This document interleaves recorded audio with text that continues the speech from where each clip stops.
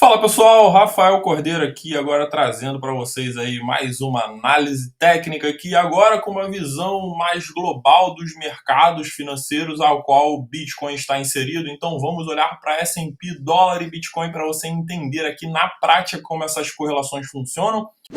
Esse vídeo foi feito especialmente para você que procurava por um trader que só ensina operando ao vivo. Então, já deixa seu gostei, se inscreve no canal e se você quiser saber como fazer para operar diariamente comigo e aprender com as minhas análises em tempo real, fica comigo até o final desse vídeo e vamos embora para a análise. A primeira coisa que você precisa entender é que o dinheiro envolvido nos mercados financeiros é o mesmo, que se move entre os mercados de acordo com a intencionalidade. Então, os mercados se correlacionam por força de fundamento e o dinheiro se movimenta por intencionalidade. Então, quando o dinheiro se move para mercados de risco, vemos aí o S&P em tendência de alta, S&P crescendo. Então, os mercados de risco que são atrelados a esse fundamento de risco também recebe uma parcela desse capital. Então, a intenção que move dinheiro para os mercados de risco faz com que os mercados de risco subam de preço. Então, isso faz as correlações acontecerem. Então, o Bitcoin, no momento, está aí correlacionado com o S&P por conta do seu fundamento atual. Sabemos que Bitcoin, a intenção é que Bitcoin futuramente comece a se correlacionar com ouro, porque essa é a funcionalidade ideal pela qual nós entendemos o Bitcoin, que é ser uma reserva de valor, mas isso estamos falando para mais futuramente. Então não cabe agora estudarmos qualquer tipo de relação de Bitcoin ainda com ouro, porque o Bitcoin ainda está distante desse fundamento. Então, como o Bitcoin está sendo encarado ainda pelos mercados como um mercado de risco, vemos essa correlação com o S&P. Então, quando o dinheiro sai dos mercados de risco, por isso vemos Bitcoin sofrendo tanto, e aí a Bitcoin seguindo o S&P. Por que o Bitcoin segue o S&P? Porque o S&P tem muito mais market cap que o Bitcoin. Então, quando o mercado está saindo de risco, sempre vamos tender a ver Bitcoin sofrendo muito mais, porque o market cap é menor. Então, basta muito menos dinheiro sair de Bitcoin para que ele tenha um movimento forte para baixo do que de S&P, porque tem muito mais market cap envolvido. Então, isso é o que explica as correlações. Pode ser que algumas tendências menores em algum tipo de momento se descorrelacionem em algum momento, mas isso não faz com que esses dois mercados se descorrelacionem por fundamento. Então, não pense que em algum momento houve algum descolamento de correlação, porque não é bem assim. Esses mercados estão correlacionados por fundamento, então eles sempre vão tender a se comportar de uma forma encadeada. E Bitcoin tem uma correlação inversa com o dólar, porque necessariamente quando o capital sai de risco, vai buscar um ativo intermediário de liquidez, que é o dólar. E aí também possui quando o dinheiro vai para dólar, é buscando liquidez para que esse dinheiro se espalhe novamente aí para mercados com mais segurança, que aí já estamos falando de commodities, ou títulos de tesouro, enfim, energia e etc. E aí, por isso, vemos o dólar ganhando muita liquidez nesses movimentos. Então, o capital sai de risco e vai para dólar, primeiramente, para ir de dólar e escoando para outros mercados de segurança.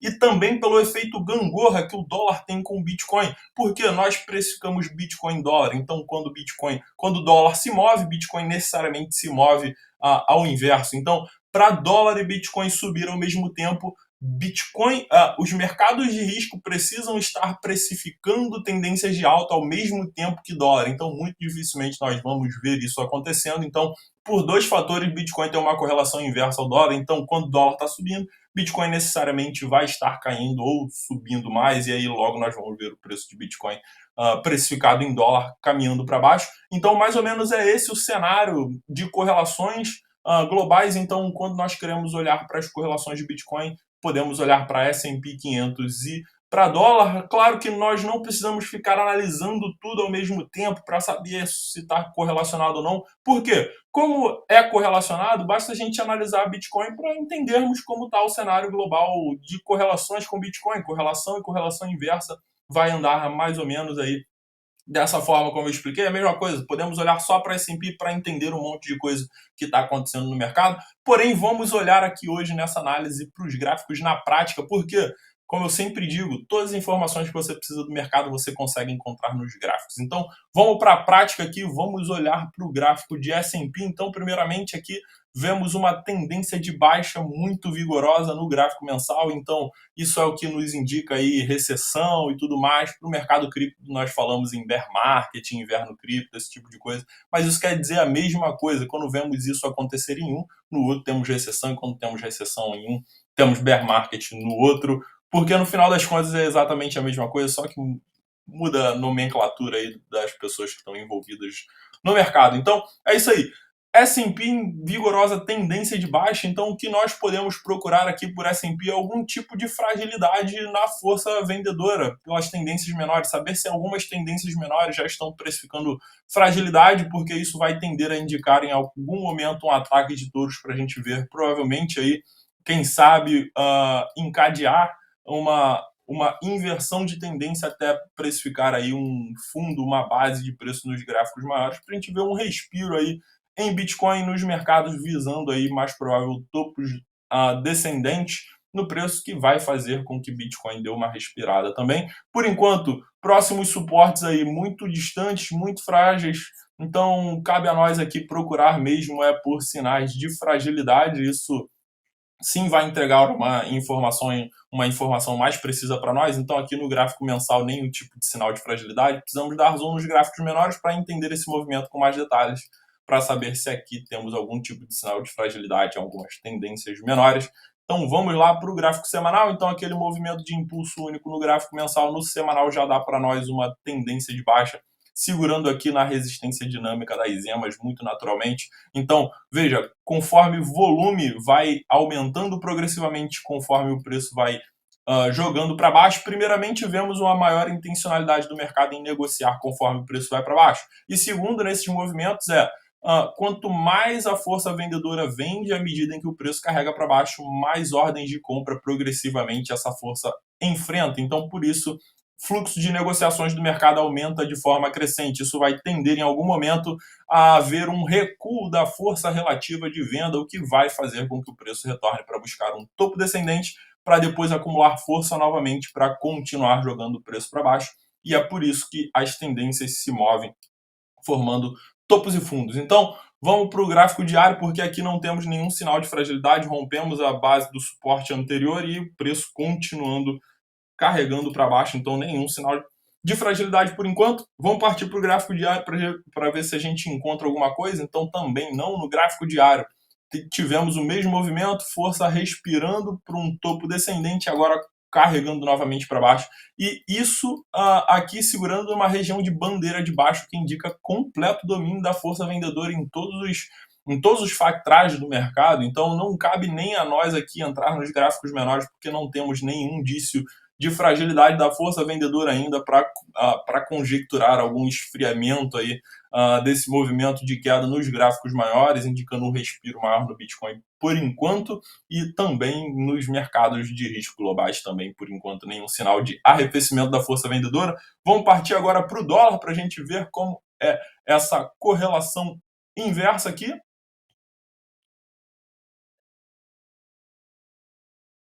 Então vamos lá, estamos aqui no dólar, vamos olhar lá para o gráfico mensal para a gente entender o que está acontecendo. Então, veja, gráfico mensal aqui de DXY, perceba, DXY é o dólar sendo precificado por um conglomerado das outras 10 principais moedas do mundo. Então, aqui podemos entender que é o dólar por ele mesmo, é o índice de força do dólar. Então, quando DXY está caminhando para cima, significa que o dólar está ganhando força. Então, isso não é o dólar sendo precificado pelo viés de nenhuma outra moeda. Podemos entender, então, como a força do dólar, o gráfico de DXY. Então, é isso que queremos ver a força do dólar.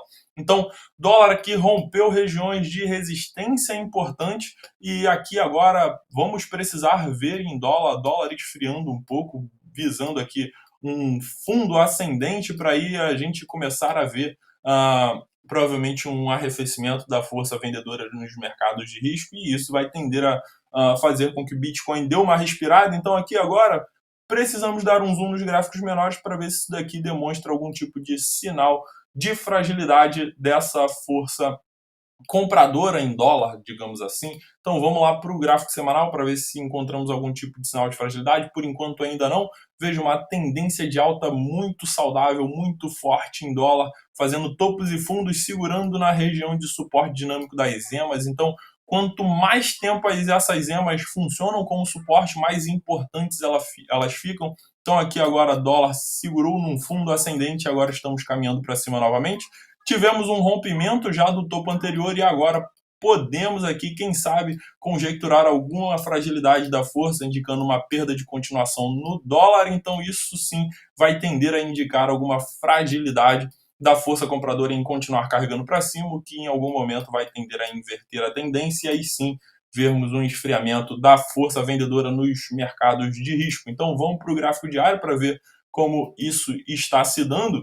Então vejamos aqui no gráfico diário, quem sabe aí se distanciarmos desse topo anterior e furarmos essa região de suporte das EMAs, chegando próximo aí da região de fundo, podemos encontrar algum tipo de fragilidade num retorno, possivelmente, quem sabe, romper um topo anterior sem continuação, o que sim vai demonstrar um sinal de fragilidade, tornando aqui dólar suscetível à força vendedora, o que, em outras palavras, é os mercados de risco aí arrefecendo a sua força vendedora. Então, vamos tender a ver um respiro aí de S&P e Bitcoin. Então é isso para dólar e agora vamos para ele. Vamos olhar para Bitcoin para a gente ver, então, essa correlação na prática. Então, vemos aqui Bitcoin pelo gráfico mensal. Perceba, é correlacionado, porém com forças diferentes. Bitcoin, com market cap menor, vai tender a se movimentar com mais violência, como eu disse no início do vídeo. Então aqui, Bitcoin invertendo a tendência no gráfico mensal, jogando o preço para baixo. E nos gráficos menores, a anatomia vai ser muito parecida com o S&P, porque os mercados são correlacionados. Então, veja aqui, gráfico semanal, retornou para um topo descendente, exatamente igual ao S&P, e agora continuando com mais violência, porque, como dito, Bitcoin tem um market cap muito menor que S&P, então vai tender a se mover com mais violência nos seus movimentos. Isso não significa que Bitcoin se move antes de S&P. Na verdade, Bitcoin acompanha o S&P só com a velocidade maior, porque precisa de muito menos capital para se mover mais, porque o market cap é menor. Então, é isso que está acontecendo, totalmente correlacionado com a S&P, inversamente correlacionado com o dólar. Então, como dito, quando começarmos a ver sinais de maiores fragilidades no dólar, tenderemos a ver um arrefecimento da força nos mercados de risco. Pode acontecer primeiro dos mercados de risco demonstrar fragilidades e inverter, e dólar acompanhar, ou ao contrário. Então, por isso é interessante a gente sempre dar uma olhada aí nessas correlações. Então, é isso que acontece nos mercados globais e é para isso que você precisa aí ficar de olho. Então, é isso aí, pessoal. Mais um vídeo para vocês. Agora, explicando para vocês aí muito claramente como você analisa essas correlações na prática. Claro, partindo dos princípios corretos. Então, para esse tipo de coisa que você precisa ficar atento quando quer entender como Bitcoin está posicionado aí nos mercados de risco. Então, nos mercados globais, melhor dizendo. Então é isso aí, pessoal. Mais uma análise para vocês. Espero ter contribuído aí para a visão de vocês aí no conceito de análise técnica sobre os mercados, mostrando para vocês que tudo que nós precisamos entender sobre o mercado, nós podemos buscar no gráfico, inclusive essas análises macro de mercado. Então é isso aí, pessoal. Então agora que você aprendeu nesse vídeo comigo, você tem duas opções.